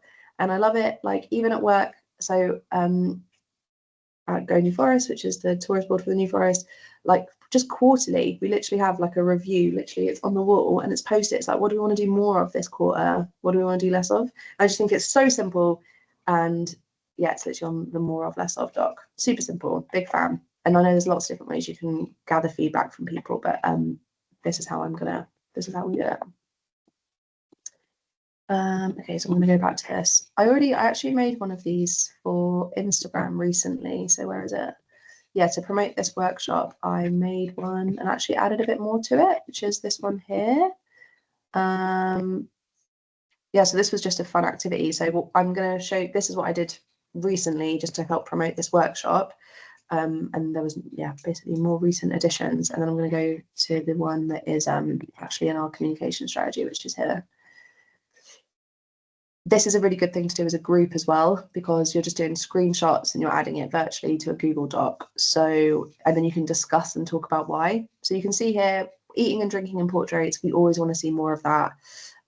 This is one of my favorite photos as to what we want to be doing more of. So we want more on the bike shots of lycra and recreation riding alongside each other. Sometimes people come on the New Forest Off-Road Club ride and they get the wrong idea and they think that they need to like slate something or a group of people, and we're not about that at all. So anything that we can do like to demonstrate that we're just like for the people. And I just think this image does that really well. It's like whether you're a performance-based cyclist or someone who rides casually, you're welcome. We're going to focus on the casual and the not performance, but like look at us coexisting. Photos showcasing the landscape. We always want to be celebrating more of the New Forest animals than we do. Women being strong. So like, yeah, this is our friend Vicky Balfour on the Isle of Wight, lugging her bike over a single track trail. We want to do more about events off the bike. We want to take more pictures of women sleeping outside. Less of some really obvious ones, so Sufferfests, people not having a nice time. And again, this is just the New Forest Off Road Club communication strategy. If you're a racing community, maybe this is what you do want to be doing. So although I still do think racing can be very fun and doesn't have to look like this. Less of, so for us, like, we very consciously do less of this now. So we used to do a lot of this and they used to get loads of engagement, but it feels very done and quite predictable now. So we very consciously, again, we're not saying none, we're not saying stop it, we're just saying we do less of this now. And the same with like posed off the bike shots. So we, like, this is an example from Breeze, but like New Forest Off Road Club have done them for sure. You could argue rider portraits are posed off the bike shots. So this is just something that helps spark a bit of conversation when it comes to imagery. We want to be posting more about historical things, establishing new norms. So being like thought leaders is stuff that we'd want to be doing more of.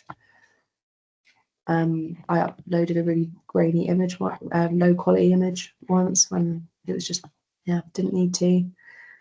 And yeah, like I've written here, infantilizing language, pose shots and bimbly rides. If I'm honest, we do so much of that. So again, it's more of like a less of, but we're very conscious of that conversation, which I know the Fierce framework talks a lot about, around just if women are involved in something, or if it's women led, it shouldn't be dumbed back down necessarily or made easier. So we're very aware of our role in that. So that because we're very loud about being women led, we also don't want it to be like, oh, and as a result, we only ever ride 10-mile bike rides. And we've definitely dropped off that in recent years, which is something we need to work on for sure. Yeah, so again, like whatever we can do to show that we're in like we're all in this together vibe. And whilst we do have men ride bikes with us, obviously lots, and we feature them on our Instagram sometimes, we'll make sure that they're never center stage. Yeah, just some more examples here. More redefining strength as vulnerability. And then classic Rough Stuff Fellowship. Literally anything Rough Stuff Fellowship is what we want to be doing more of. So yeah, I just love these images every single time. Not a helmet amongst them. That's something that we should do less of. But yeah, everything that the Rough Stuff Fellowship have done or are doing is what we want to be doing more of. Okay, just before I go into the closing slides, which is the like reading list and things like that, any questions about any of that? Or does anyone want to challenge any of that? Be like, why would the New Forest Off Road Club want to be doing more of or less of any of those things? Oh. It's a new language, new word there for you, Kit.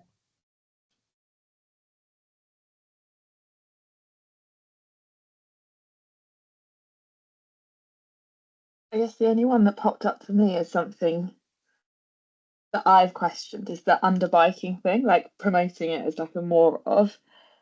I get in sort of so many ways, but then in the other ways, I guess a lot with mountain biking, you're sort of, when I was looking at buying a full sass, I was told, oh, you'll only need a hardtail.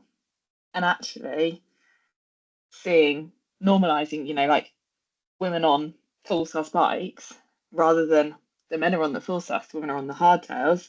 Obviously, it's a different kind of off-road riding, I guess.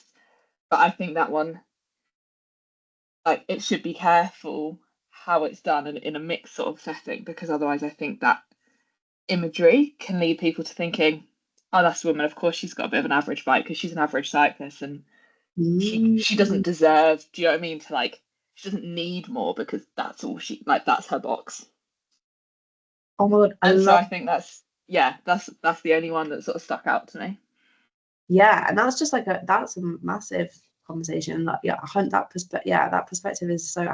I never thought of that in it. I had never thought of it like that before, and you're absolutely right, because it feeds into that, like, just because a woman's involved, it doesn't need to be dumbed down, does it? And that underbiking, like, I've never, and that's without it even being like, it can. I mean, I'm glorifying the Rough Stuff Fellowship, right? Because it's such an aesthetic, but also very dangerous. It's like, probably shouldn't be. And yeah, I think I've definitely I have conversations with friends, especially when you're like, people just saying yes to things, And then you're like, no, like you probably really do need to be taking that seriously. You're going to be taking yourself up to the top of a mountain. It's irresponsible for you to not be better prepared. So that's a great point of view. Yes, Ella, appreciate that. And yeah, I'd be really annoyed if I saw rider portraits and it's like, why are all the women on hardtails and the men are on full sus?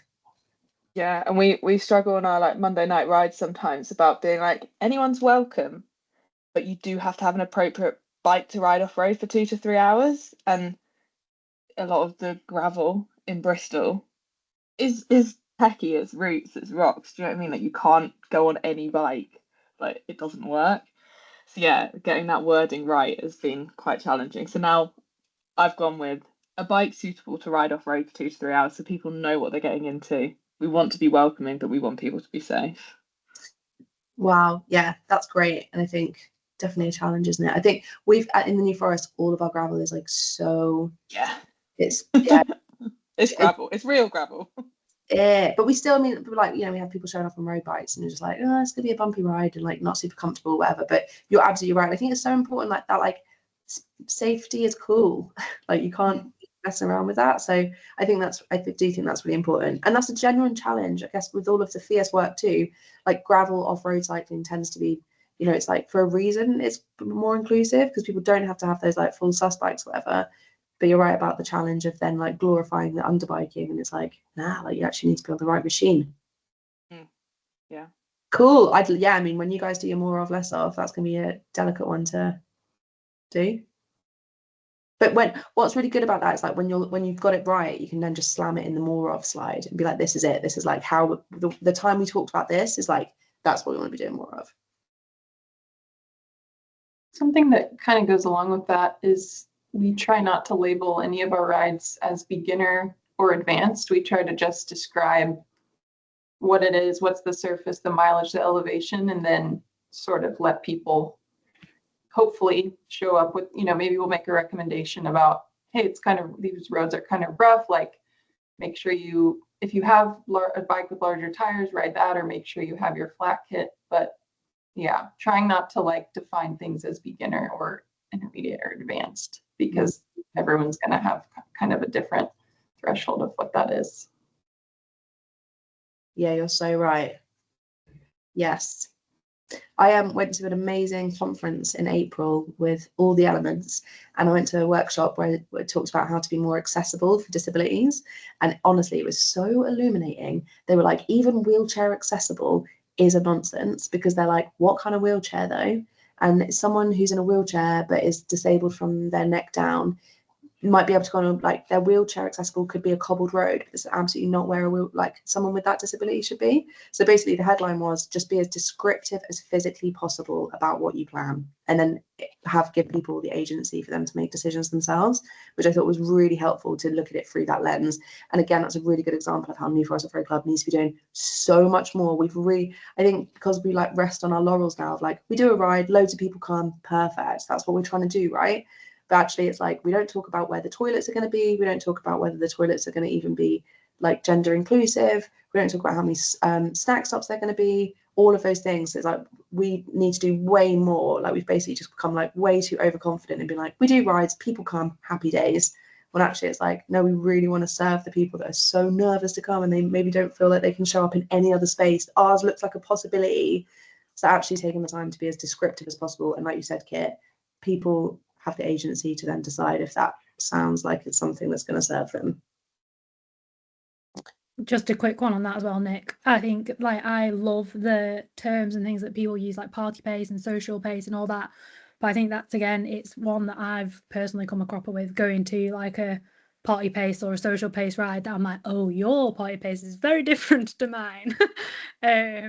So yeah, I think, you know, those terms are nice and they give like a good sort of overall like umbrella term of how that's going to be. But like, you know, if you go in, I don't know, you could just end up in a situation that is not the party pace that you were expecting. So I think, yeah, like you say, like the more information you can give is definitely, like, it's nice to use those terms, but like, what does it really mean? Like, and it's obviously, it's a really difficult conversation because you know, not you can't really put like a kilometers per hour or miles per hour, because then loads of people don't necessarily even do that.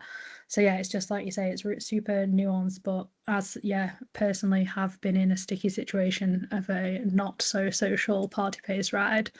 It's a weird one. It's difficult. Yeah, let's take that as a nudge as to we definitely we stole party pace from that excellent guy on YouTube. I forget his name, but yes. What was I gonna say? Average speeds, descriptions. It's gone. Okay, we're gonna just do the last couple of. I'm not going to go through it in detail because you're going to have these slides afterwards. But I just want to share with you enough about them so that you're intrigued to, number one, open the slides when they come to you, but also that you know what to look at. So these are all the places that New Forest Road Club is hanging out online. We've already kind of touched on all of this, but this is where you can keep learning. And these links, so all of these, when you click on these, will take you through to where you can check out stuff. So, and even if you are not doing this for your cycling community, maybe in your professional world, this might benefit you. So later.com has a newsletter and it keeps you up to date with all things that are happening on social media. So instead of you being like, how do I know about this latest update that X platform has just come out with?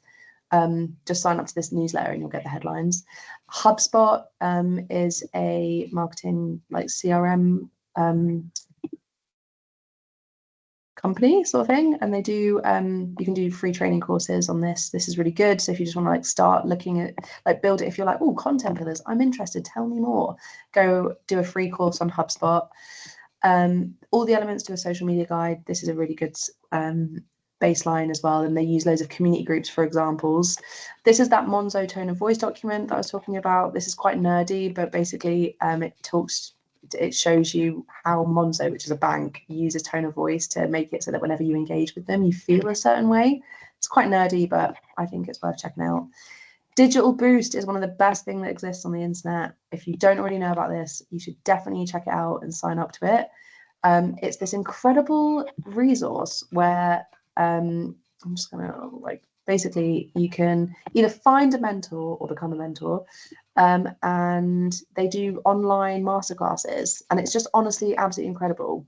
Like, I just think building your brand's visual identity. Here you go. So if you're like, oh, we've got a comm strategy, now we need to have a visual identity. This is all free, and they get some really amazing big hitters to run the workshop. So for example, I've done SEO training with the person who does SEO for BT.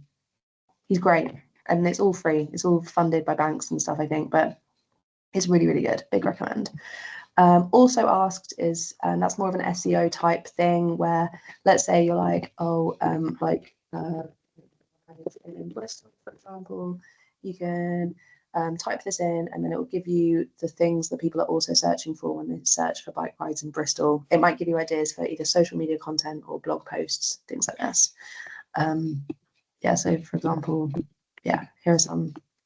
What cycle route, how long? I mean, there's some random ones there. Is Bristol good for cycling? So if you're like struggling to create content or have ideas for blog posts, also asked is a good tool. And then Lush, which is the company I used to work for, sacked off all social media because it's toxic. And this is the press release that talks to you about why, which I also think is just interesting. If you ever were just like, we're going to go old school and advertise our rides with posters, which would be pretty cool. Okay, those are the slides. All I'm going to do now is just share them with you all. What questions do we have? We'll finish at 9 on the nose, as promised. But what's come up for people? Are there either any questions or does anyone want to share something, an insight?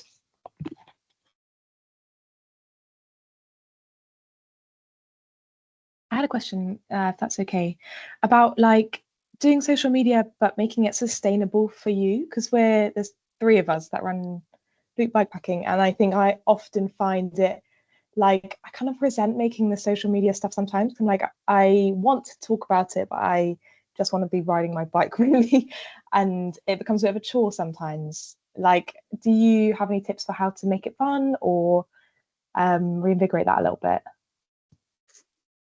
No, Jess. Anyone else? I think, Jess, I was like, I've got ADHD and I'm like, New Forest Road Club Instagram was a hyper focus for me for like 3 years. And now I'm like proper off the wagon. I don't know how to I'm off the wagon. But I might get back on the wagon. But yeah, I don't have any tips. I think I just can't stress enough, like if you're not finding it fun, you find like it's a chore, just build that network and like find someone. Be less precious about it. Like you've got to come with the territory. My friend runs Cycle Like a Girl, which is a road riding group in Bournemouth. She's recently handed over the reins. We went for a swim the other day. She was like, the tone of voice has changed. I'm like, Grace, get over it.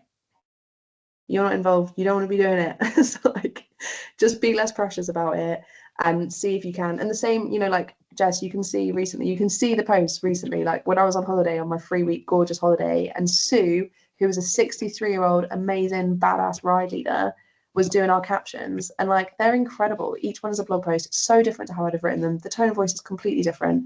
I'm just happy it exists. Like, perfect. So I can't help but think, yeah, there's an argument to say that if you're involved with it and like people can see that Loop Bikepacking is you, and you don't want to hand it over because then you're like, it reflects X, Y on me, but it won't be like that. And it's great as it is. Don't beat yourself back up. The fact that Loop exists is already a Christmas miracle. Don't now beat yourself over the head of like, oh, I wish we were posting more. It's like, don't worry about it. You just took 17 people out on an amazing bikepacking trip over the weekend. Like, give yourself a break. That's the stuff, you know. Sure. No, that's, yeah, I think I'm quite precious about it. And I think I need to be like, other people can do this too. Let it go. Yeah, that's good advice. Motivate you to just like put literally just make 3 slides. Have you got anything that looks like what we've just shared yet? No, but I'm going to do it for sure. Just do that. So like take some of that like frustration or like not wanting to do the thing because you're, you know, lacking the motivation for it, and just see if you can just start putting some very loose guidelines on a Google Doc so you can just share it with people and be like, listen, here's the login details. If you can stick to this structure, I'll be grateful, but we'll see how we go. Awesome, thanks. Just to give Jess some confidence, Loop Bikepacking is on my list of like Instagram accounts that I look up to. So that's yeah. nice to hear. Thank you. Also, so one thing that I've been doing is I'm finding that just having a deadline and doing a monthly post that is all the rides that are happening as like a carousel, like the first page being all the dates and roughly what it is, like a rough description, sort of like ride or social, and then a carousel with each one has the details. It's actually quite quick to do. It gives everyone all the information they actually need to go and find the events. And it takes very little extra effort than what I've already put in to create the events. And that's just then like an easy once a month. That is the post you have to do. The rest is gravy.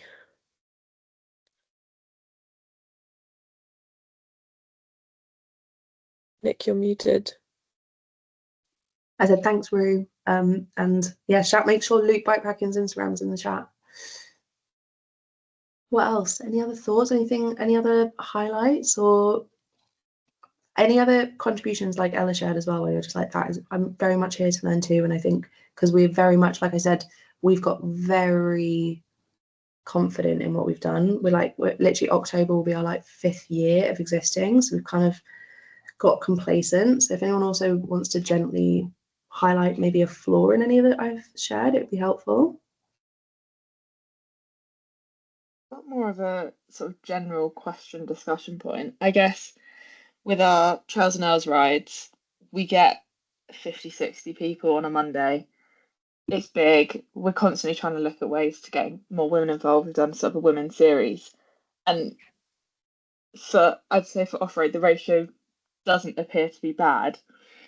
But it's keeping that the same sense of community that, you know, like drew me to the club and like is what we want to create, without it getting like you want to do it more, but it's getting bigger and bigger, so then that space changes. And it's like, how do you adapt to that when you're getting loads and loads of people and you're like, a lot of you are all the right sort of people, but like, yeah, I don't know, it just gets to that point, doesn't it? And you're like, what do we do? Do we pause? Like, do we stop trying to push it loads? Like, yeah, I don't know. That sounds like an amazing problem to have, Ella. Who's got thoughts around that? I've got some as well, but I'd be interested to who's built something where it's like, especially Kit, maybe in like, because you're in a city, does that happen? Yeah, definitely. I think I feel like the first women-led ride we did, it was just kind of like our group of friends, and then we were inviting people to hang out and have beers after, and like everyone kind of left, and it was just like 3 of us, like, okay, like cool. And now I feel like there's just so many people that show up for the weekly ride, and I think one thing we've done is try to make it clear, like, hey, if you want to be a ride leader or a sweep, or you want to get involved, like, please reach out. And this year we have a lot more people that are helping lead the rides. I feel like a lot of the responsibilities get split up, because even little things like, oh, who's gonna post the route and the event on Strava every week, you know, and just letting people take jobs as they want. And now we sort of have this giant spreadsheet. I think we must have like 12 different ride leaders, and it just rotates every week. And just kind of trying to be organized and communicate with people that want to help, so that it doesn't feel. We've got a spreadsheet going as well.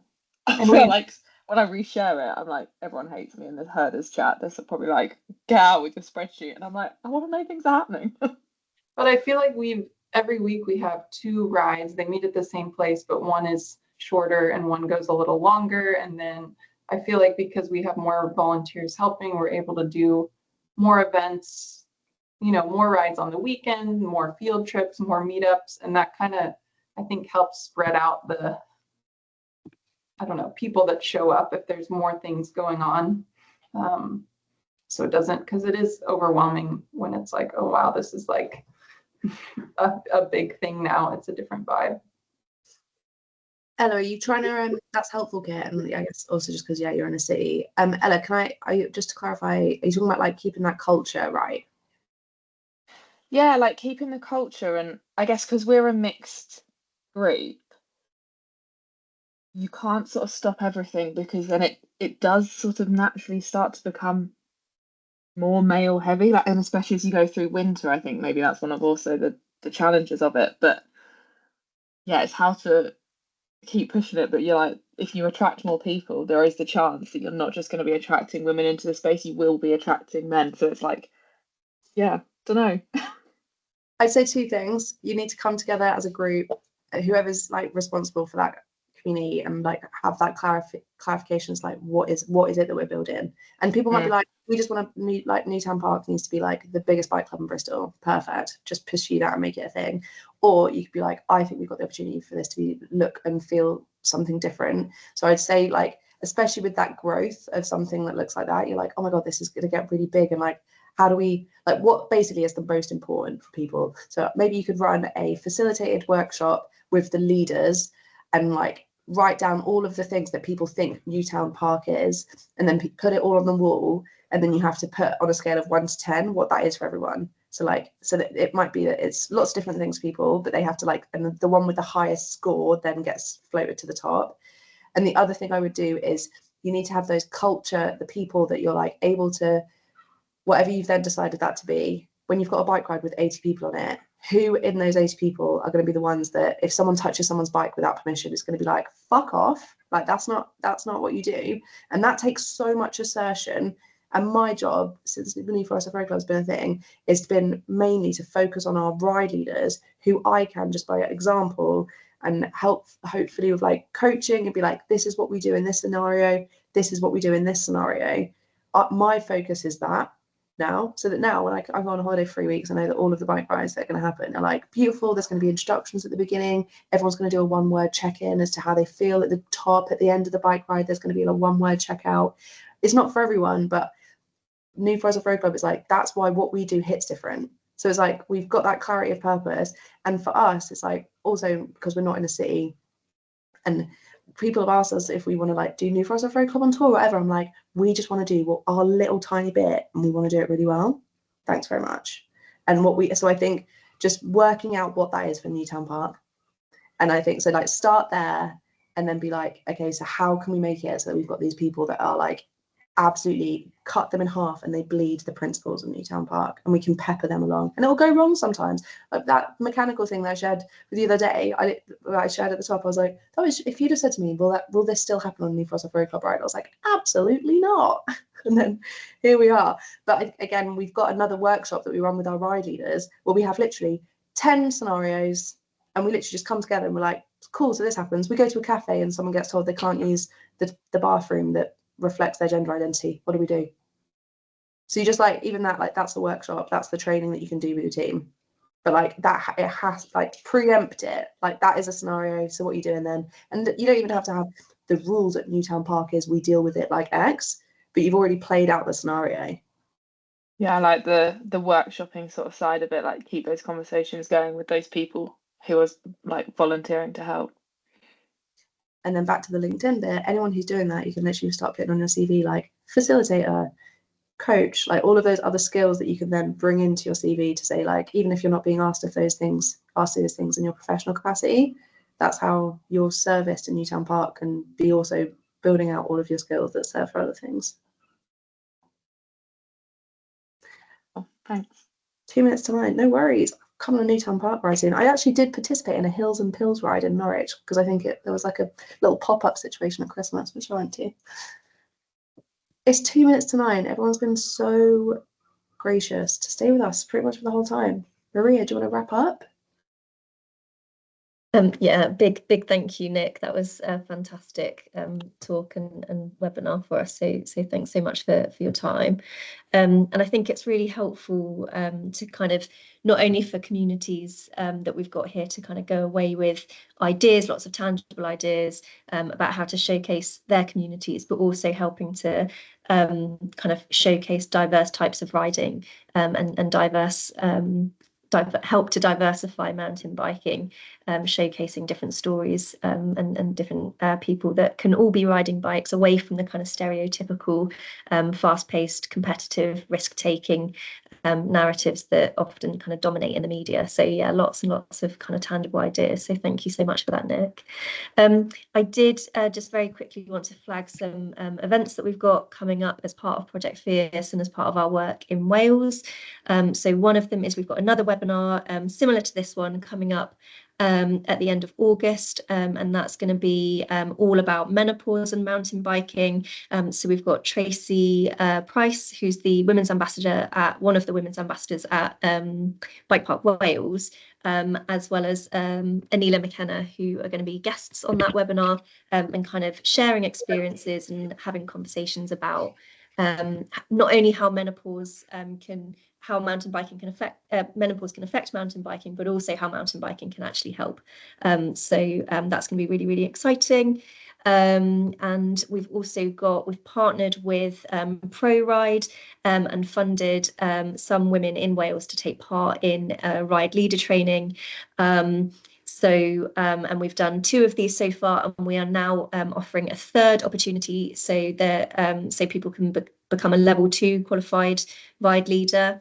So if you are interested in that, it's the kind of priority is for people in Wales, but depending on numbers, it can go further afield. So if you're interested, do apply and kind of show and register your interest. I'll put all of the links in the chat after so that you can see all of the information there and sign up if you want to. And then we've also got workshops coming up. So they are in person. And we use the toolkit that we mentioned earlier on and unpack it and talk about how to set up a women's mountain bike community, how it can grow, become more inclusive, and then also how to make it sustainable as well. So touching on a lot of the things that that has been mentioned around kind of volunteer burnout and those sorts of things. We'll have all of those sorts of conversations as well. So if you are interested in coming along to one of those, again, numbers are limited, so register your interest using the application forms that I'll pop in the chat. One is going to be based in North Wales on the 3rd of October at One Planet Adventure, and one is going to be on the 31st of October at the Forest of Dean. With both workshops, we'll have lots of discussion in the morning, and then we'll have a ride in the afternoon.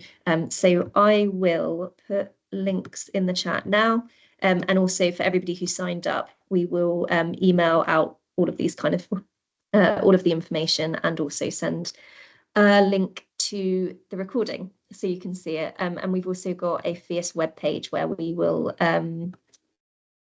putting up on there as well. But I'll explain all of that in an email if that was lots of information in a very short amount of time there. But In thanks so summary, much, everybody, keep for up to your date with engagement. Team Fierce because they're doing all kinds of amazing opportunities. And if I may, I just want to say at the end, like everyone who's here, like everyone who's doing the grassroots work, whether it's like for climbing or football or cycling, it's all incredible. You're all heroes. And I think, yeah, just making sure that you're enjoying it and you're getting stuff out of it. Take care of yourselves too. And thanks for making the cycling scene so much more vibrant for your work. Thank you so much, Nick. Take care. Thanks a lot, Nick. Thanks, everyone. Bye-bye. Thank you. Thank you. Thank you so much. Bye.